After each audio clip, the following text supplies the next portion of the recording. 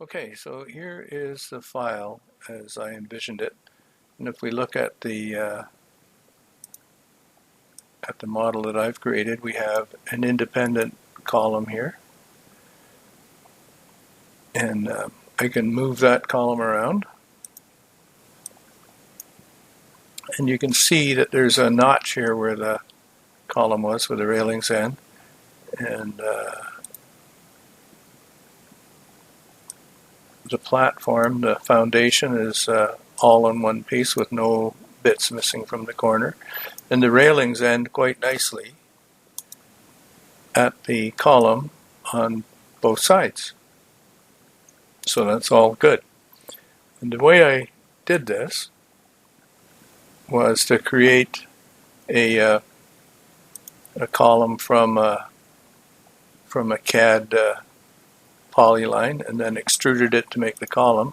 But I mean, the column could be made anyway. And these walls are railings. There's a railing there. This is also a railing.